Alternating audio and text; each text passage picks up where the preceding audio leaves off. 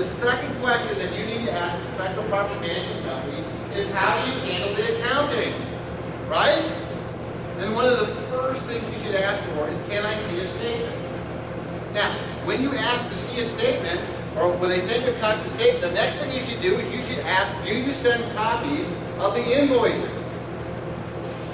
And if you get a copy of the invoice, and it is on a waitress pad from Office Depot, okay, and it says, Ray's Custom Heating Service, someone's brother-in-law needed a job, okay?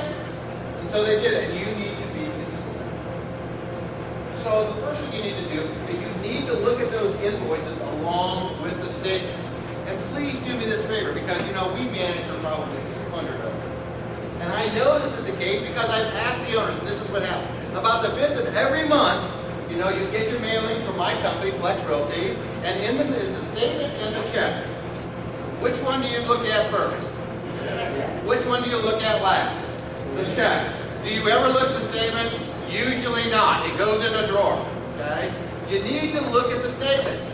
And what's important is you need to look at not only this month's statement, but the month before, because mistakes happen. For some property management companies, mistakes happen. For other property management companies, mistakes happen, okay? As in, I don't know why I charge you to paint the same living room for 3 months in a row, okay? It happens. We've had it happen where we get an order to paint a living room on the 24th of the month, the invoice is brought in, we pay it on the 25th, the same time we close the books, and the invoice is there. A mistake like that can happen. It's your job. Remember, this isn't a hobby. You want a hobby? Get a dog. Okay? But all I'm asking of you is to compare this month's statement to last month's statement and to make sure that there has not been any accounting error. So one of the first questions are, can I see an example of what your statements look like, and then you'll be able to send them to me. Then the next thing you want to do is, how is the accounting done? In other words, when do you close your books? Almost all property management companies, although there are some, but I fall in the majority, most property management companies close their books once each month. Let's face it, I manage properties on with the rents due on the 1st, the 5th, the 10th, the 15th. I can only close my books once each month. In my world, we close our books on the 25th of each month. It takes us approximately 5 business days to process everything, get the checks to you, get the statements out, okay, and then you get the check. Now, for some companies in some areas of the country, they can do it on the 15th. You know why? Their rent averages $2,000, and they only have about 100 properties. But what you want to do is you want to make sure. Now, here is the best tip. Now, you're getting a lot of good tips, but here's a really good tip tonight. If you're used to getting the statements on the 5th, all of a sudden the next month they come on the 9th, and then the following month they get on the 10th, and then the following month they get on the 15th. Quit them. Quit them right now. Get your money. Quit them.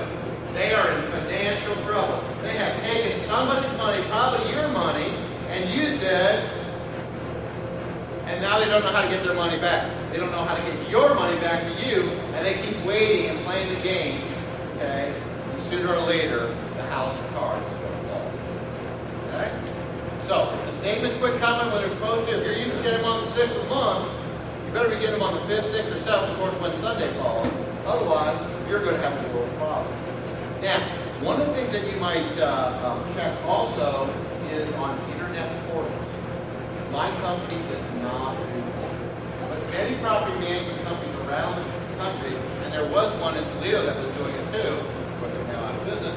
But the thing is what you can do is you could actually have a little code, and you can see when did the tenant pay on the 4th, did the tenant pay on the 5th, the 6th, the 7th, the 8th. Okay? You can actually track here, so you might want to ask them if they have an internet portal that's good for you. Then the next thing you need to ask when it comes to the accounting is, are you insured? And let's see a copy of that insurance. Let's see a copy of that bond. What if you have someone steal? What if someone steals your money? Happened to me. I had an account. This is a really good one too. This is another. I just read my notes, but it happened to me one time. It only cost me $15,000. Here's what was happening. Okay?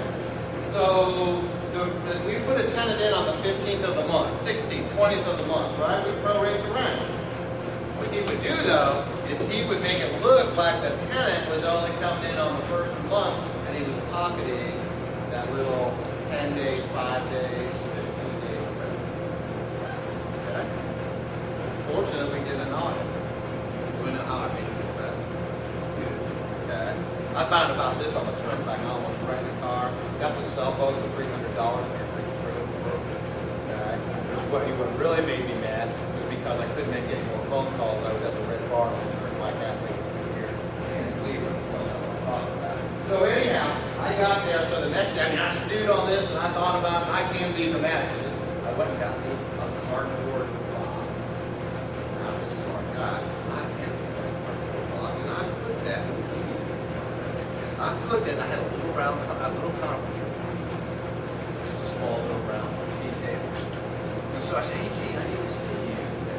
So I went in there, shut the door, and I kicked that box as hard as I could, and I hit the blinds and broke the blinds off the thing. I said, I know you stole money, and I'm going to put you in prison where they get you good unless you tell me exactly when you started stealing. Right? He told me all that. I said, you write it down. I said, I swear to God, I'm going to be here. So he moved on. I said, damn. Yeah. Here's one.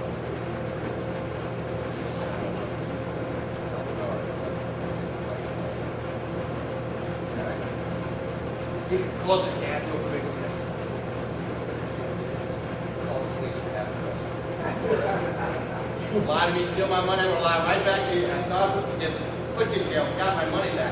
The point being, is there something you might want to look at when you have anybody manage your property? And by the way, that's a rarity, and I got it, I made it good, I did a complete audit, I could have kept my mouth shut. No one would have ever known, but I brought in a forensic account, paid out $15,000. That kind of guy, I squeezed it at night. But he said someone come in, so they hire someone who's not a licensed real estate agent. $64,000 their property manager here in Toledo has stolen from them. And yet she's not convinced she wants to leave. I'm charging you 28% annual fee. That's sweet. But anyhow, I'm sorry, I digress. The next thing that you want to do when you're inquiring the question you want to ask about is you want to ask about their staff. Tell me about your staff, and are they designated? Not that they have designations. I don't care that it was a Girl Scout Brownie leader last year. Right? I want to know that they're designated. In other words, I want to know that one person is responsible for the money. I want to know that one person is responsible for the maintenance. I want to know that one person is responsible for tenant relations. I mean, the last thing you want to do is be calling around saying, hey, it's Jim Moody. My property's been vacant for 6 months. What's in the world? Ray Bob, what's going on? Ray Bob says, I got to talk to Jim Bob. That's his responsibility. I call Jim Bob. Jim Bob says, I got to find out with Mary Bob. You call Mary Bob, and it's that back at Joe Bob's bar that she works, tending bar. And she says, you got to check with Ray Bob. Please circle. Because nobody has designated responsibility. You want to know, in my company, for instance, one person's responsible for all the money. Bill Weber's responsible for answering all the questions on maintenance. Okay? Sue Demansky's responsible for all the tenant relations. Now, I have extra people that work under them, but you want to make sure that they have designated personnel that can give you the answers you want. Okay? So, or not what you think that you want, but the answers that you need. And what are their qualifications? What makes a bookkeeper a good bookkeeper for you? Why, do they have a bookkeeping degree? Are they bonded? Do you do lie detector tests? We do all that.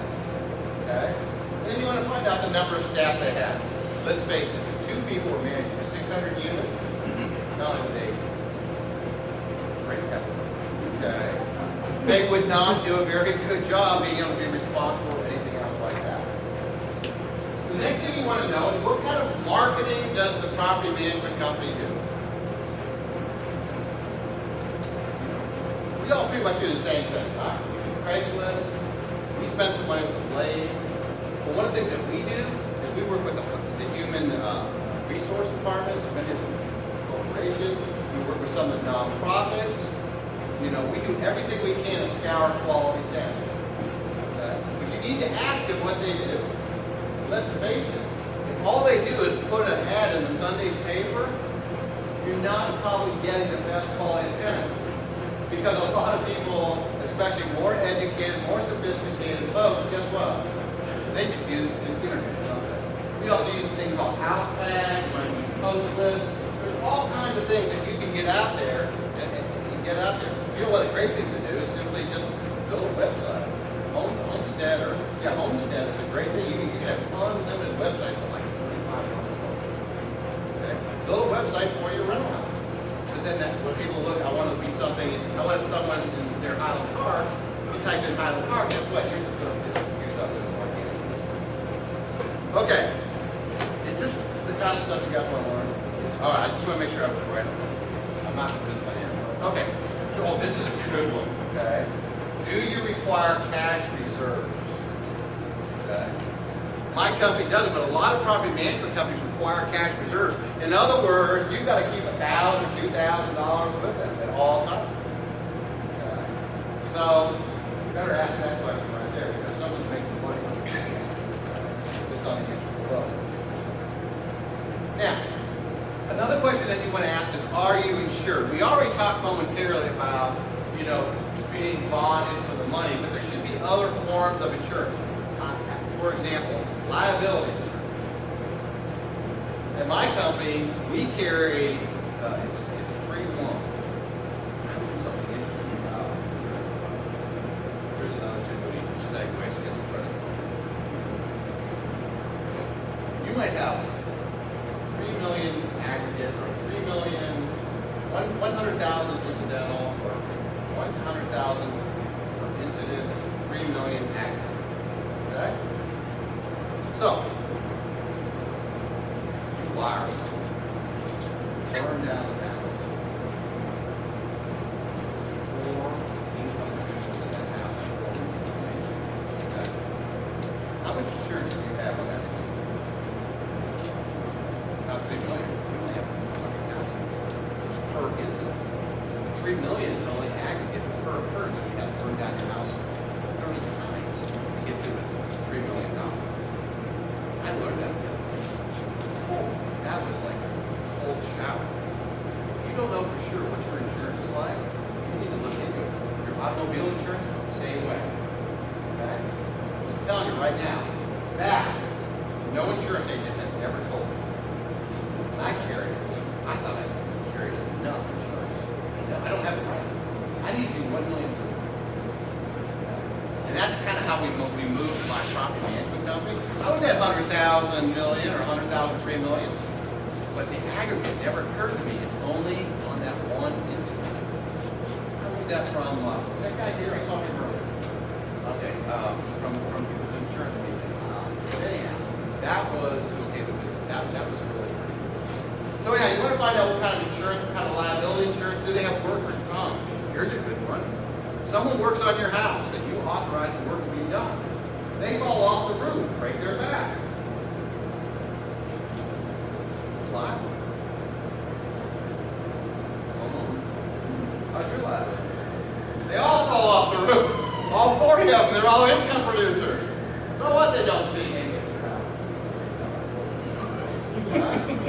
What's that? Yeah. But the point being is that, you know, your property management company hired them. Should they have some responsibility for making sure that there's workers' comp? Okay.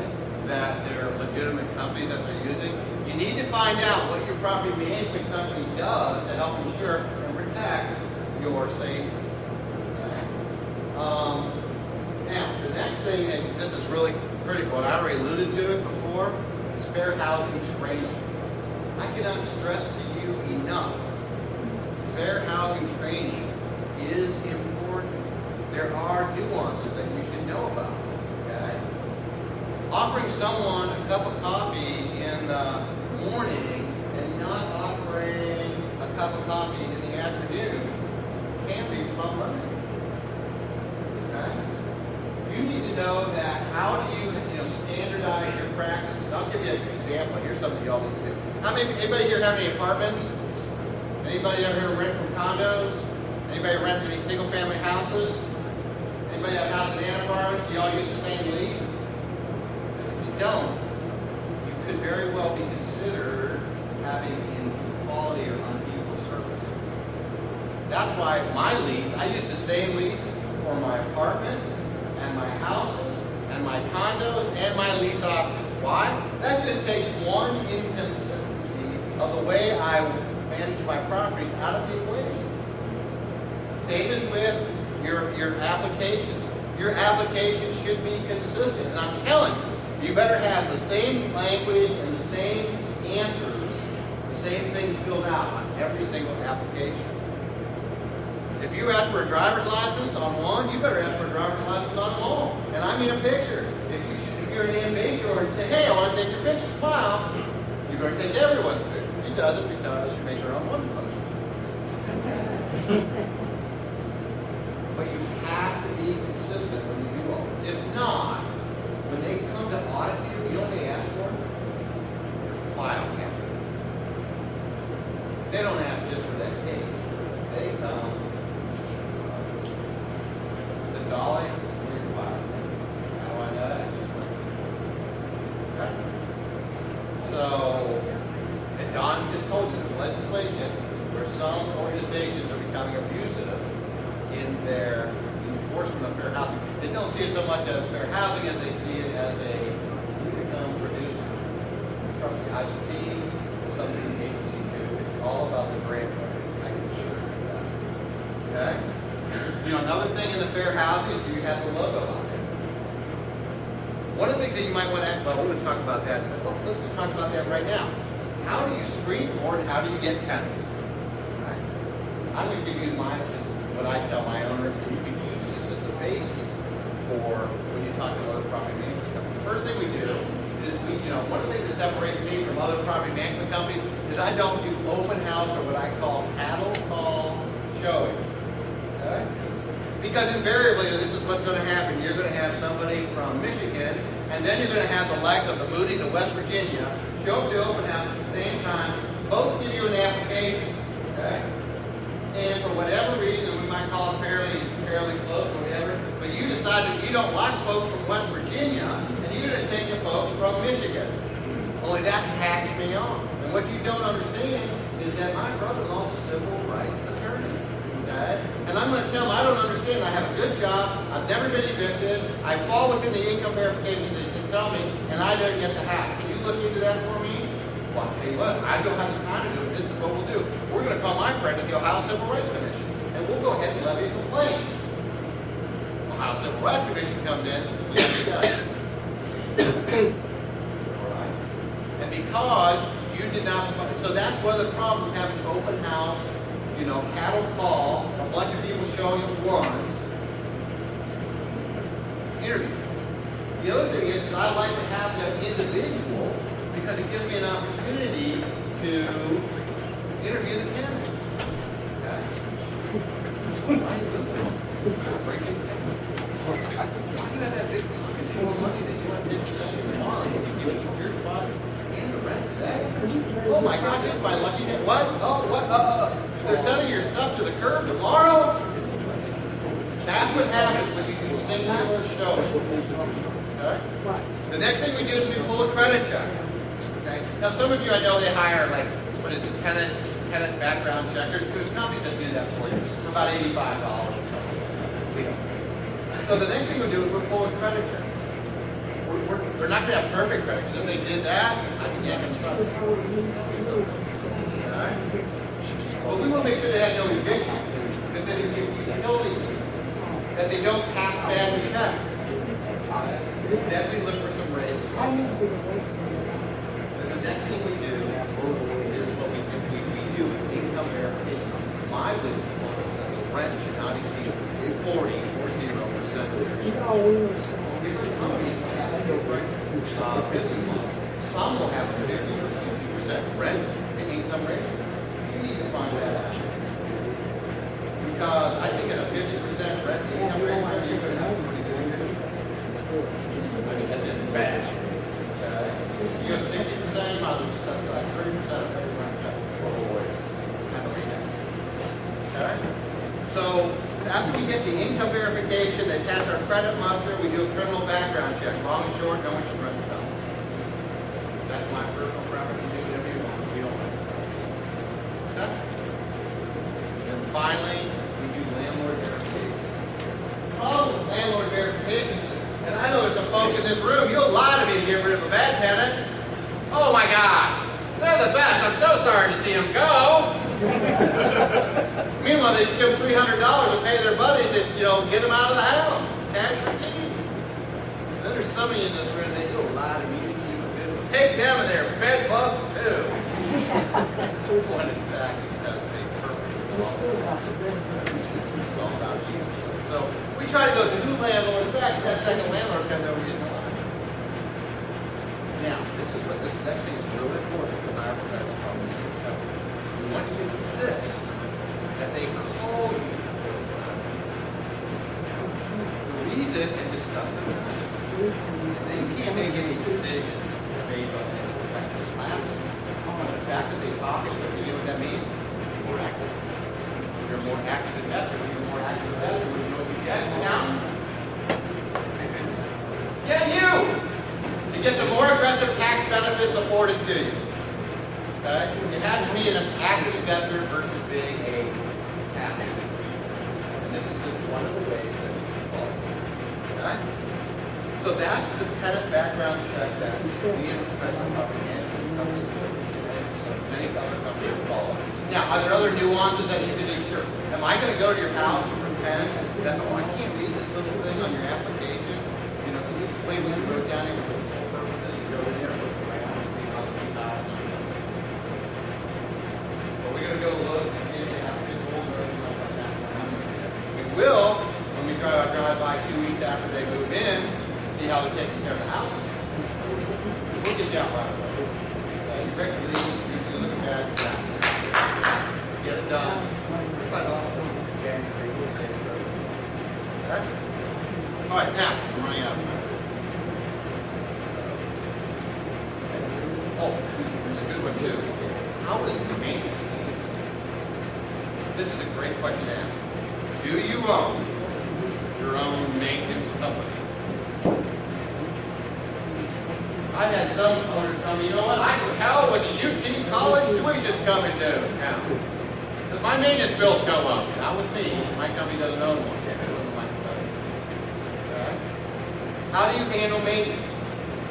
In my company, we don't own our own maintenance company. I personally do not make any money off your maintenance load. Some property management companies, this is really important, you should ask, do you have upcharge? Some are as high as 20%. What's the best price for furniture cost? $1,500? That's right. 20% of that $200. Come on. Come on. Thank you. $300. So now someone just been upcharged for furniture by $300. Just making sure that's okay. You want to find out? You have the answer. Okay. How is the maintenance handled? This is another question. What is the threshold? I've learned that some property management companies now have a threshold as high as $750. So they will not call you for your maintenance. Like how much? But my company is $200. I'm not calling you because of drain. But, if it's excess of $200, I'll call you and get you to sign off. You want to find out what that threshold is as far as the maintenance. Okay? Yes?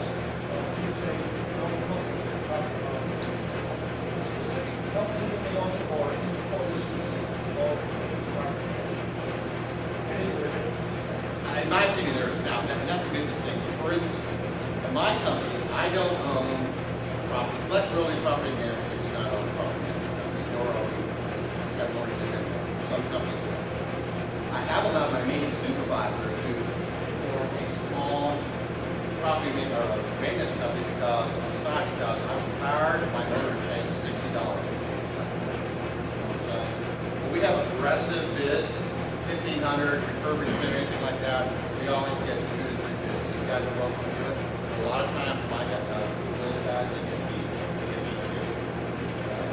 we don't care.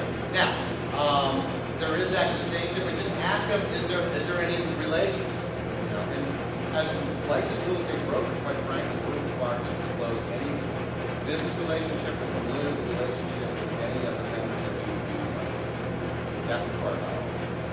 Yes?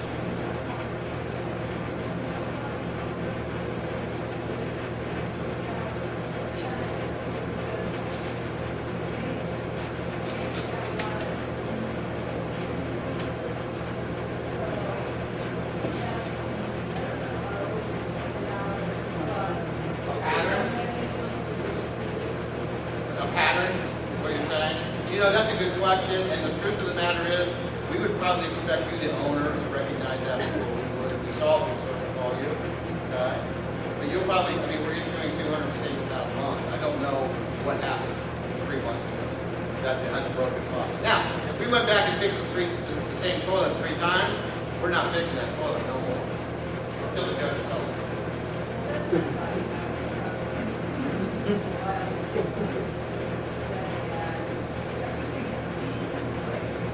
You know what? Yeah, you know when you get those most of the work requests when they bring you around.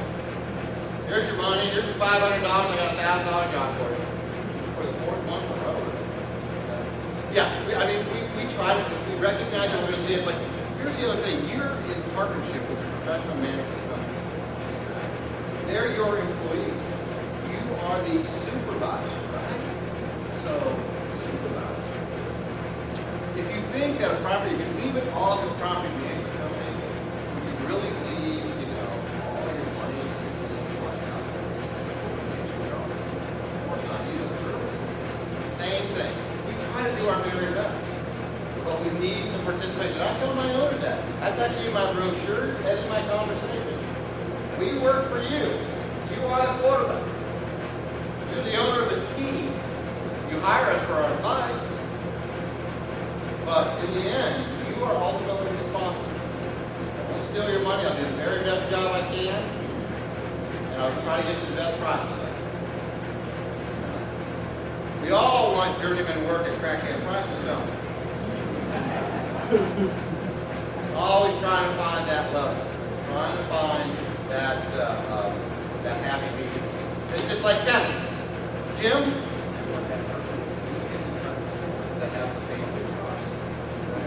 I can leave if I have to.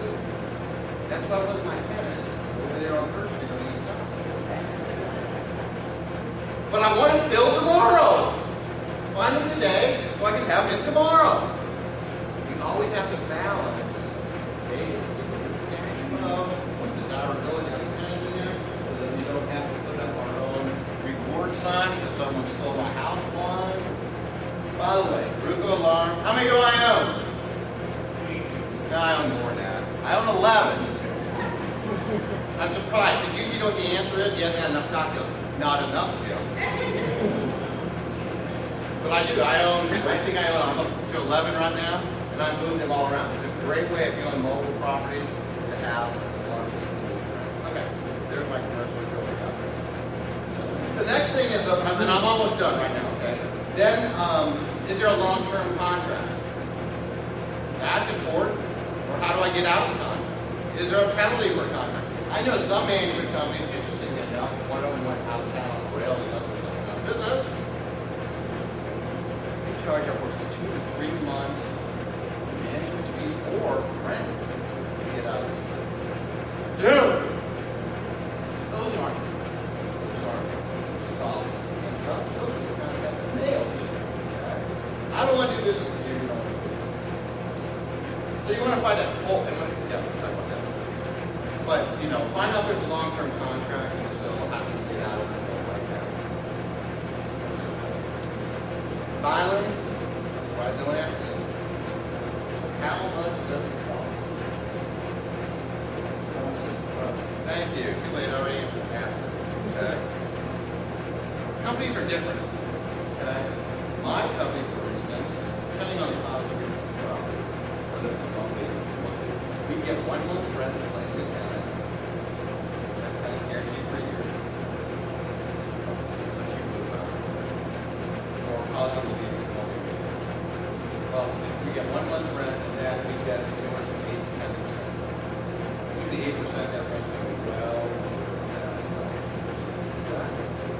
Well, gee, Jim, will you do it for 7%? No. Okay, I'm not going. Go to the competitor. Now I'll give you a perfect example. This is my equal.